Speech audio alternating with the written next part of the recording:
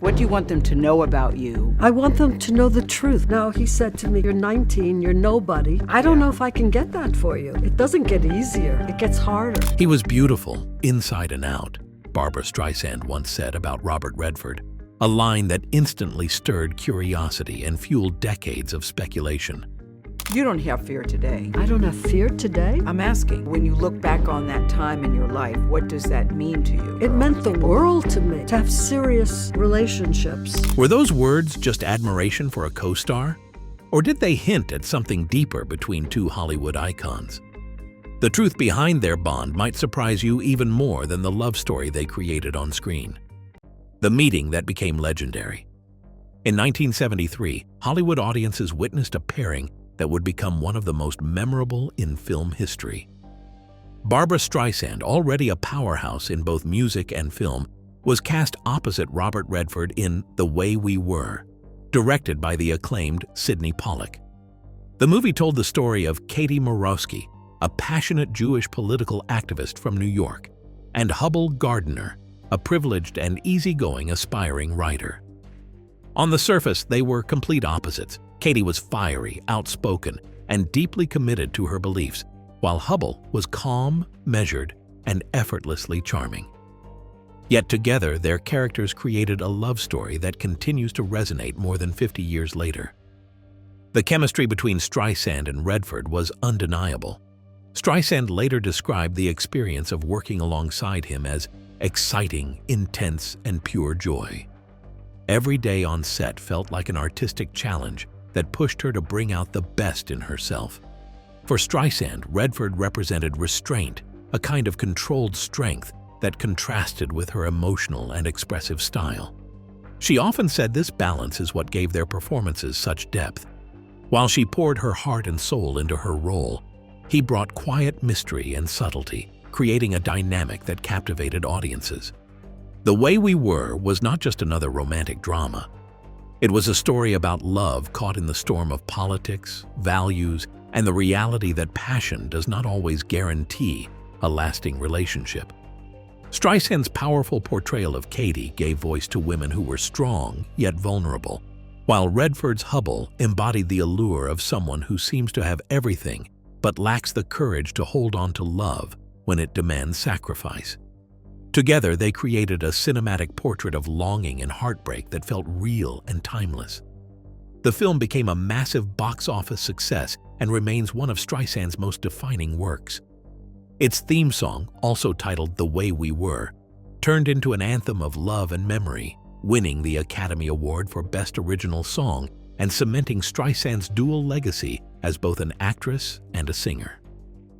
For many fans, hearing that song instantly brings back images of Streisand and Redford on screen, their characters forever etched in the collective memory of cinema. Looking back, Streisand has often credited Redford with giving her the perfect partner for a story that demanded both fire and calm. But let's tell you, after that electric chemistry on camera, what kind of connection continued off-screen? One that would last for decades. Conversations over lunch and an unexpected farewell. Decades after their unforgettable collaboration in The Way We Were, Barbra Streisand and Robert Redford found themselves reconnecting in a way that reminded the world of the rare bond they shared.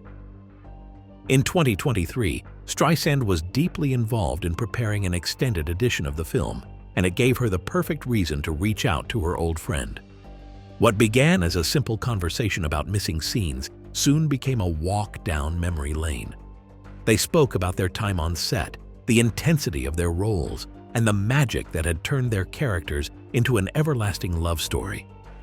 For Streisand, the call was more than just professional, it was personal. Their conversations during that period carried a warmth that showed how little time had managed to dull their connection.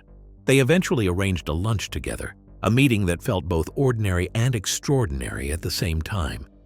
Two legendary figures sat across from each other, talking not about fame or the pressures of Hollywood, but about art, life, and creativity.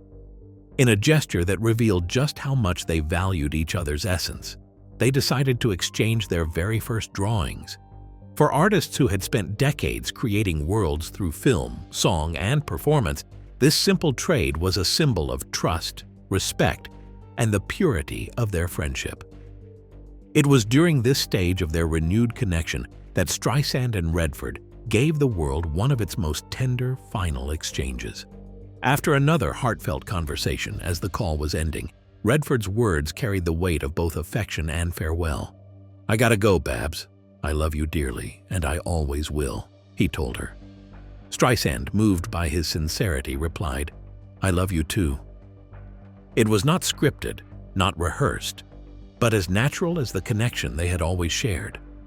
Over the years, many fans speculated about whether their on-screen chemistry had ever carried into their private lives. Streisand herself was always careful to draw a line between the fantasy created on film and the truth behind the camera. Yet she never denied that Redford was someone she considered a kindred spirit.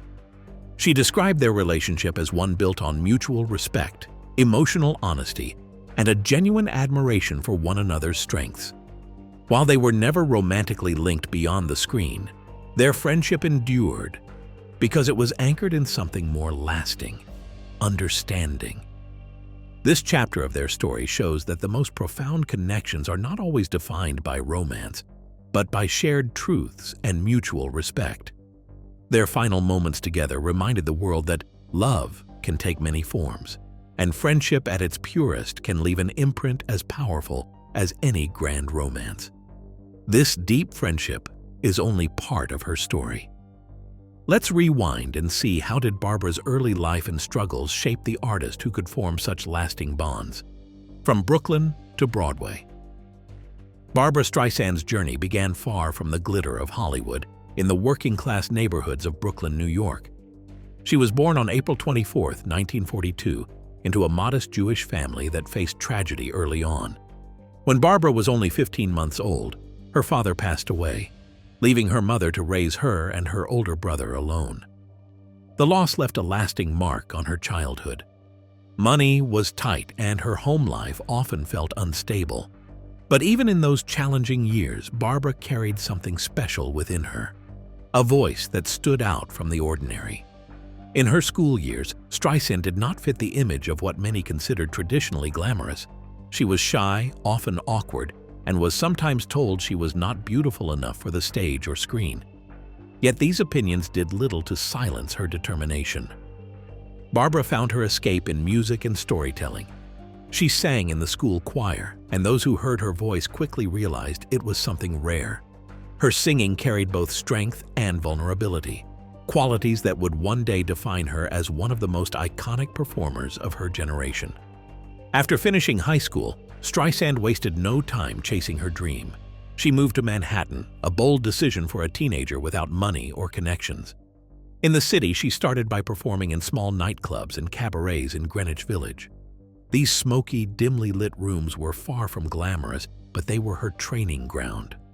Each performance gave her the chance to experiment, to develop her unique style, and to learn how to connect with an audience. She sang with an emotional intensity that could silence a room. And slowly, word began to spread about this young woman with an unforgettable voice. Her first real break came in 1960 when she entered an amateur talent contest. It might have seemed like a small step, but that moment proved to be a turning point. Her performance was powerful, memorable, and it gave her the confidence to keep pushing forward. Around this same time, she made another decision that reflected her desire to stand apart. She altered her name, dropping the second A from Barbra to become simply Barbra. To her, it was more distinctive, more memorable, and it signaled that she was serious about crafting her own identity.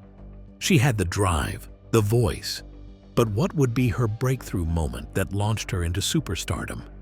Big breaks and record-shattering debuts. Barbra Streisand's rise to stardom came swiftly once she stepped onto the Broadway stage. In 1962, she made her debut in the musical I Can Get It For You Wholesale. Though she was cast in a supporting role as Miss Marmalstein, she stole every scene she was in. Audiences and critics alike were captivated by her quirky charm and powerhouse voice. It was clear that Streisand was not just another hopeful performer. She had something unique that could not be ignored. Her next leap forward came with her first solo recording. In 1963, the Barbra Streisand album was released, and it turned her into a household name. The record showcased her remarkable ability to mix emotional storytelling with vocal brilliance, a style that would become her signature. The album went on to win 2 Grammy Awards, including the coveted Album of the Year and Best Female Vocal Performance. Winning such prestigious recognition with her debut album was unheard of at the time and set the stage for a career that would break record after record. By the mid-1960s, Streisand's reach had expanded far beyond Broadway. She was appearing frequently on television, most notably with her special My Name is Barbra, which highlighted her extraordinary vocal range and to connect with audiences on a deeply personal level. Each performance reinforced the fact that she was more than just a singer. She was an artist who could create emotion through song in a way few others could. At a time when television specials could make or break a career, Streisand's appearances made her a star in living rooms across America. Her role as Fanny Brice in Funny Girl on Broadway added another layer to her success. The show featured the song People, which quickly became one of her defining hits. The song climbed to #1 on the easy listening charts and solidified her reputation as a singer who could take an audience on a journey through melody and emotion. Her ability to turn a song into a story allowed her to stand apart from other performers of her time. People was not just a song, it was an anthem, one that highlighted her extraordinary gift for making music deeply relatable.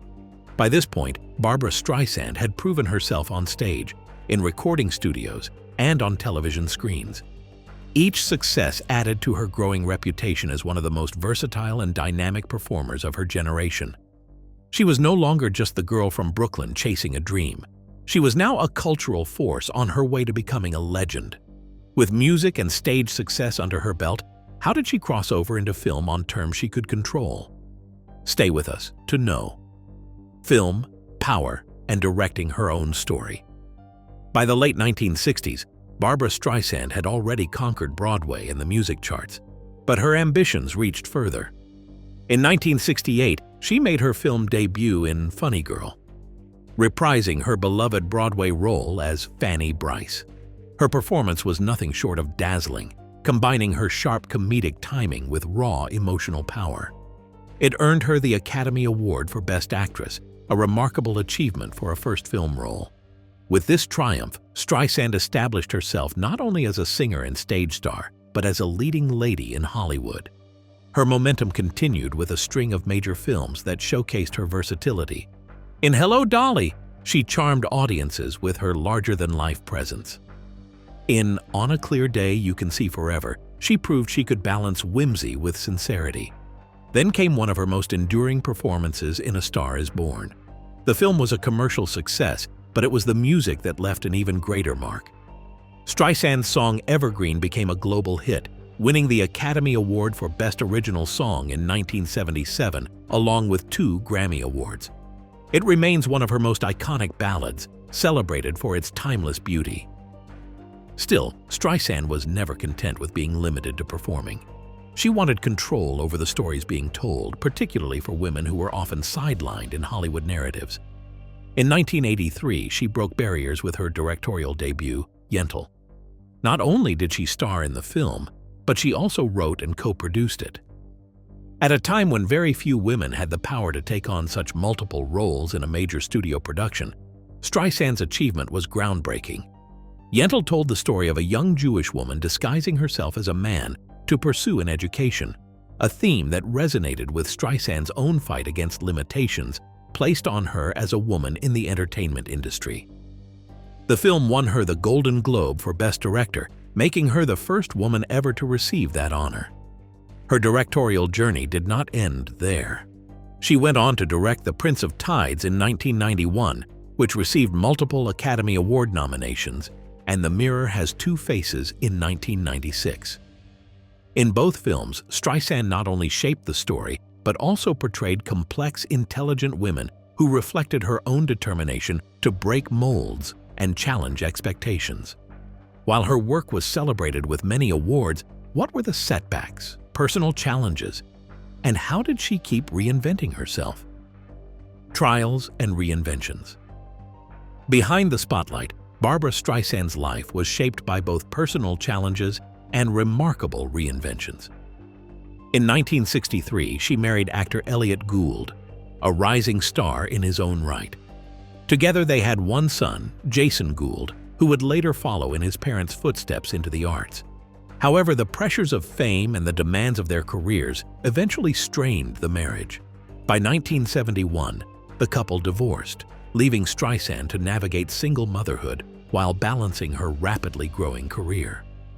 Her bond with Jason remained central, and their relationship even spilled onto the screen when he appeared alongside her in The Prince of Tides in 1991, adding a touching personal layer to her work. Years later, Streisand found love again. In 1998, she married actor James Brolin, whose steady presence brought her the stability she had long sought. Their marriage blended two families, introducing Streisand to Brolin's children, including actor Josh Brolin.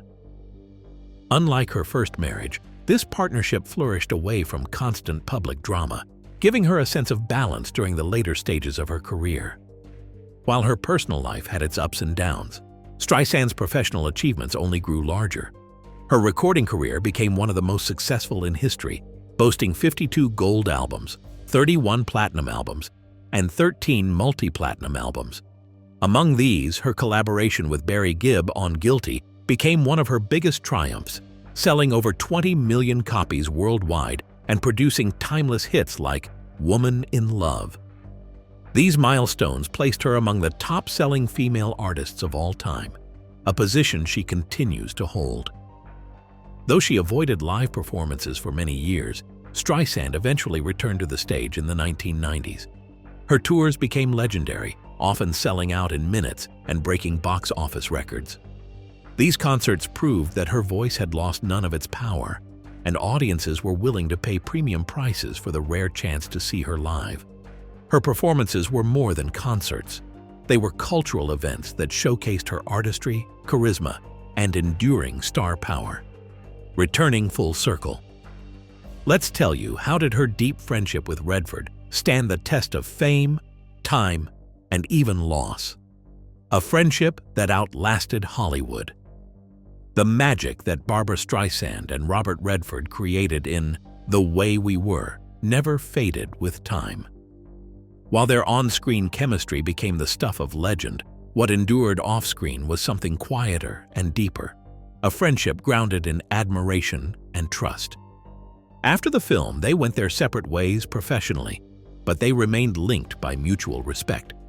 Their connection resurfaced once more in 2023, when Streisand was working on the extended edition of The Way We Were.